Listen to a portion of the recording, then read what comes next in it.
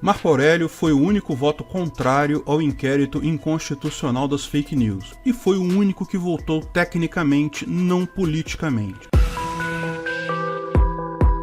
Esse é o Visão Libertária, sua fonte de informações descentralizada e distribuída. Algum tempo atrás, o pessoal da festinha do Batman, aquele povo que se veste com uma capa preta e acha que isso os torna imunes a críticas, o famoso, não no bom sentido, STF, Supremo Tribunal Federal, avisou que votaria em plenário a questão da ilegalidade do inquérito ilegal e inconstitucional das fake news. Sim, aquele aberto de ofício pelo mafioso de alcunha amigo do meu pai, o Dias Toffoli, e designado sem sorteio para o parasita de alcunha Xandão do Funk, ou Alexandre de Moraes. Muita gente ficou esperançosa que, finalmente, seria colocado um ponto final nessa monstruosidade ditatorial do judiciário que estamos vivendo. Iria acabar esse inquérito absurdo, sem juiz natural, com vício formal e material, que foi responsável por várias das maiores brutalidades dessa ditadura do judiciário que estamos vivendo. Censura clara a quem se opõe à posição política desses bate-juízes.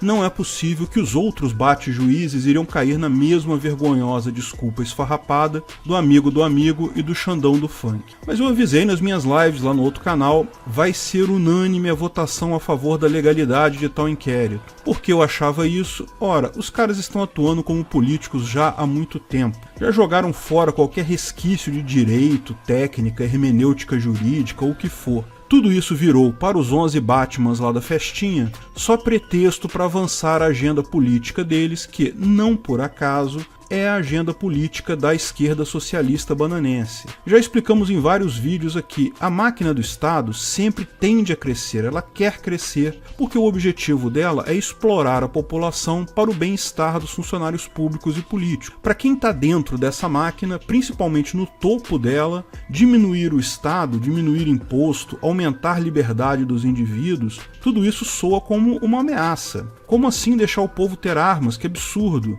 Nós que temos segurança armada 24/7 não vemos nenhuma necessidade disso. Lógico, eles vão reagir. E como a população deixou claro ao eleger Bulbasauro que quer mais liberdade e menos Estado, é só natural que a elite do funcionalismo público, onde se encontram os bate-ditadores, se volte contra ele e contra essas ideias. Claro que iriam aprovar o processo e acreditava até que seria por unanimidade, para dar um cala-boca nesse poveco aí que fica achando que inquérito ilegal é ilegal. Viu? Nós vamos todos dizer que é legal agora. Você vai falar o quê? Bem, eu errei essa previsão, o resultado final foi 10-1. Ainda teve um bate-juiz que teve coragem de relembrar o básico do direito e mostrar que é um absurdo o que está acontecendo. Não é que eu concorde com todos os votos do Marco Aurélio Melo, muito menos com a posição dele em vários outros temas, mas é de se admirar a coragem de ir contra a horda esquerdista socialista. No Brasil todo, isso é uma minoria, mas lá no funcionalismo público de Brasília é uma maioria avassaladora. E foi contra só relembrando o básico do direito. O voto dele foi bem centrado na técnica. Enquanto os demais bate-juízes davam seus pitacos sem nenhuma noção, nenhum amparo na lei, escolhendo carinhosamente com muito cuidado quais princípios constitucionais considerar e ignorando outros tantos, tudo isso apenas para garantir que o voto seria de acordo com o que o grupo político deles deseja. Chega a ser impressionante notar o desespero do cara. Eles abandonaram qualquer resquício de lógica e técnica, estão achando que só por vestirem a capa do Batman, o povo vai respeitar as merdas que eles cagam pela boca. Alexandre de Moraes diz que todo tribunal agora pode abrir processo de ofício, apesar do texto constitucional dizer claramente que isso é competência do Ministério Público. Ah, mas é só hermenêutica, não é mesmo? É só uma questão de interpretar um não como um sim e pronto. Barroso diz que o gabinete do ódio não é liberdade de expressão. Lindo isso, bordão esquerdista repetido aos milhares por aí. Agora basta dizer que qualquer crítica a você é ódio e proibir opositores de se manifestar contra você. Meu amigo, você está percebendo isso como ódio porque lhe convém. São críticas duras e insistentes, porque você está errado. Bom, qualquer estudante de primeiro período de direito sabe por que tal inquérito é ilegal. Ele viola diretamente as diretrizes do devido processo legal, mas mais do que isso, viola diretrizes até da fase inquisitorial.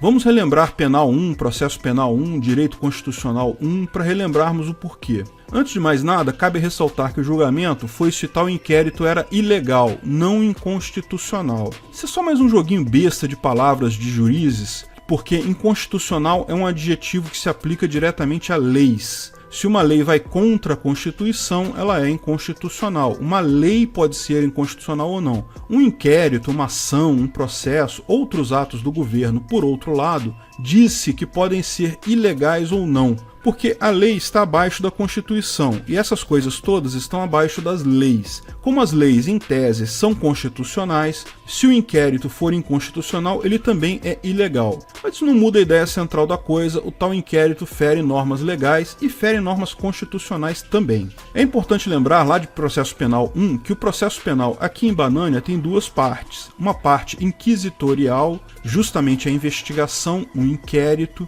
e outra fase processual, em que prevalece o devido processo legal. O inquérito policial não dá direito à ampla defesa e contraditório, visto que isso será objeto da segunda parte, da parte processual. Então, na origem da coisa, não há problema algum de, na fase de investigação ou inquérito, ser uma fase que não leve em conta o devido processo legal.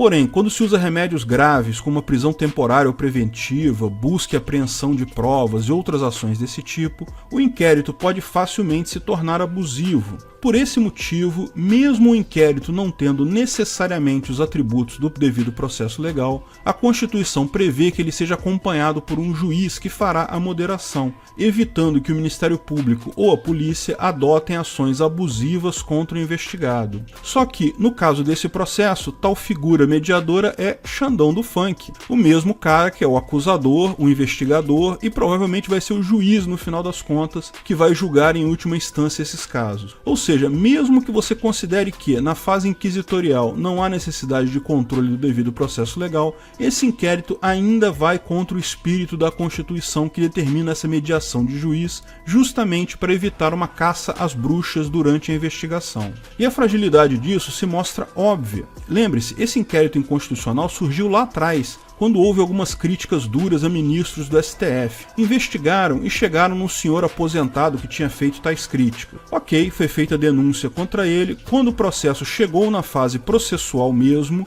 com o devido processo legal, ampla defesa, contraditório, lá na primeira instância, o cara foi absolvido, não havia crime. Claramente, é lógico que isso não reverteu as eventuais ações abusivas durante a fase inquisitorial, comandada pelo Xandão do Funk. O mesmo vai acontecer agora.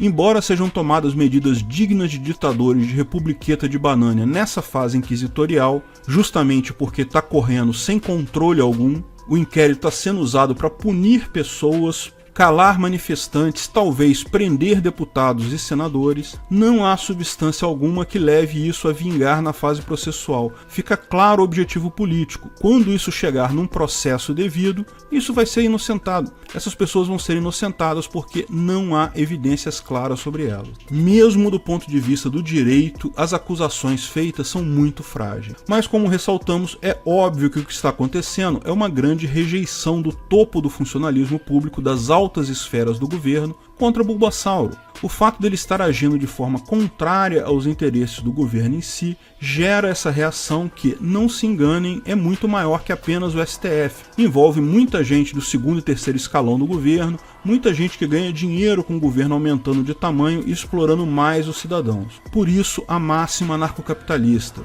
todo governo é essencialmente socialista, porque ele quer sempre crescer. Estado mínimo não funciona porque rapidamente o próprio Estado mínimo vai dar um jeito de agregar mais funções e mais formas de explorar o cidadão. Lógico, ninguém tem bola de cristal para prever o que vai acontecer no futuro, o que podemos apenas é estimar com o melhor do nosso conhecimento. Mas eu prevejo que vão tentar fritar Bulbasauro, bastante provável tentarem eliminar os deputados e senadores bolsonaristas, porque isso é o que impede hoje o impeachment. Se conseguirem caçar alguns, eles esperam, os demais vão abandonar o barco. Mas, no final das contas, o resultado é claro. Quem atirar a primeira pedra nessa guerra, perde. Caçar deputados e senadores, pior, prender algum deles, que provavelmente o STF vai tentar fazer, será um tiro no pé do STF, porque ele vai estar desrespeitando um outro poder. Da mesma forma, se Bulbasauro tomar alguma medida de afronta a eles antes disso, vai acabar perdendo popularidade. A coisa tem tudo para evoluir para um stalemate, ou seja, as duas partes ficarem paradas sem poder dar um passo a mais,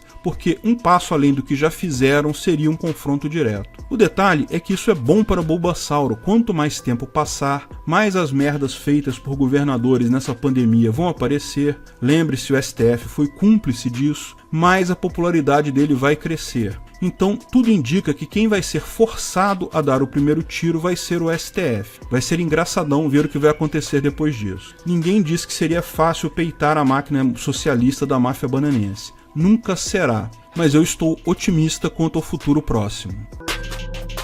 Obrigado pela audiência. Se você gostou do vídeo, curta e compartilhe para ajudar o canal. Se ainda não é inscrito, inscreva-se no botão abaixo e clique no sininho para ser avisado de novos vídeos. Até a próxima!